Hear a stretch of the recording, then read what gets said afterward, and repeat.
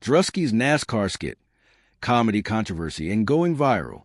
Let's talk about one of the wildest comedy skits to hit the internet this year. It involves NASCAR disguise and one of the fastest rising names in entertainment, Druski. If you've been online recently, chances are you've already scrolled past the clips, the memes, and the endless debates. Some people are laughing, some are angry, and some are scratching their heads wondering what it all means. But one thing's for sure, everybody's talking. So what actually happened? Druski, who's known for his over-the-top characters and satirical takes on culture, pulled off a skit that had him dressed up as what many described as a stereotypical white American patriot. He went full undercover at a NASCAR event, blending into the crowd with a look that felt straight out of a southern small-town stereotype. Cowboy hat, flag gear, exaggerated mannerisms, the works. Now, Druski is no stranger to pushing boundaries.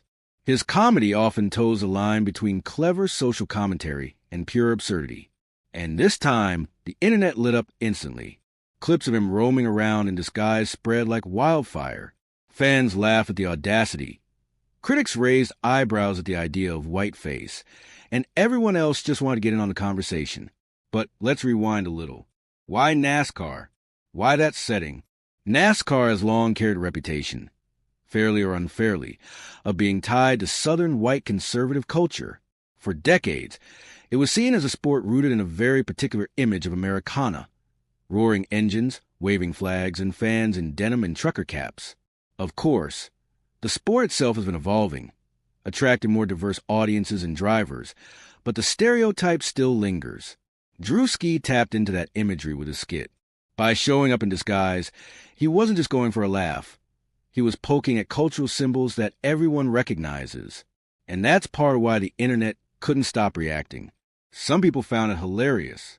They saw it as satire, a harmless joke that flipped the script on decades of comedy, where race was often approached from the other direction. To them, Druski was doing what comedians have always done, holding up a mirror to society, exaggerating its quirks, and daring us to laugh at ourselves. Others weren't so amused. They called it offensive, claiming that if the roles were reversed, if a white comedian put on makeup to mimic black culture, it would cause outrage. These critics argued that comedy should never cross into racial impersonation, no matter the context. And then there were those who just shrugged and said, "It's Druski being Druski." After all, this is the same comedian who built his career on outrageous skits that parody everyday life.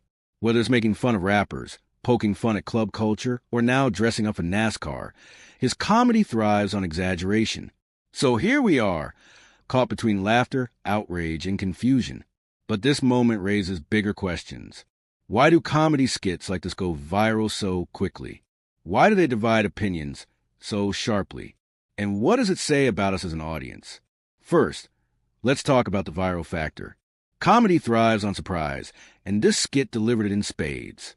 Nobody expected Druski to show up at a NASCAR race disguised as a caricature of a stereotypical fan. The setting, the costume, the interactions, it was all designed to grab attention. And in the age of TikTok and Instagram, attention is everything. A single shocking visual can spread across millions of feeds in hours. But it's not just about the shock. It's about relatability. Everyone has some mental image of NASCAR culture, even if they've never watched a single lap of a race. We've seen it in movies, TV shows, memes, and stereotypes. Druski tapped into a cultural shorthand that instantly made sense to viewers. That recognition is what fuels the share button. Now, let's talk about the controversy. Comedy has always walked a tightrope between pushing boundaries and crossing lines. What makes us laugh one moment can make us uncomfortable the next. And in today's climate, where conversations about race, culture, and identity are more heated than ever, comedy gets scrutinized more than it used to. Druski's skit landed right in the middle of that tension.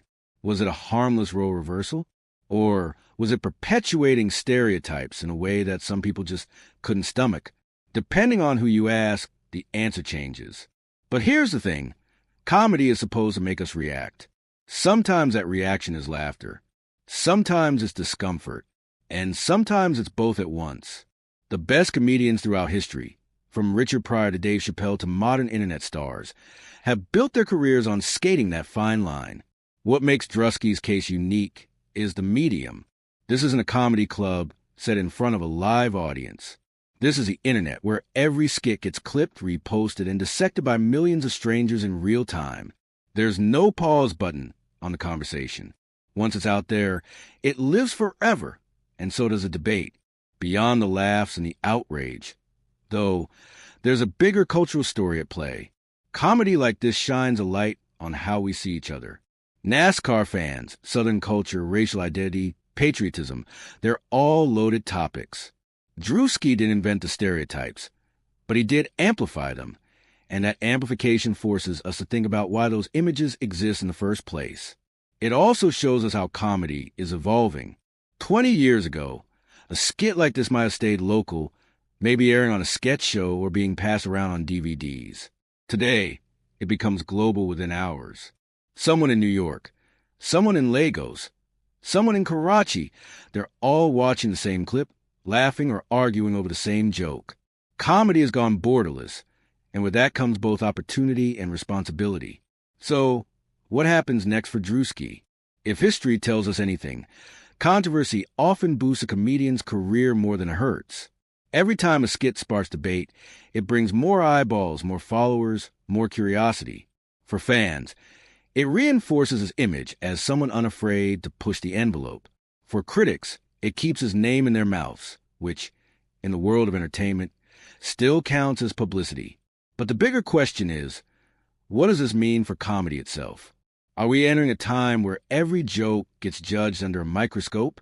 Or are we simply seeing comedy adapt to a new, hyper-connected world where audiences are more diverse and more vocal than ever?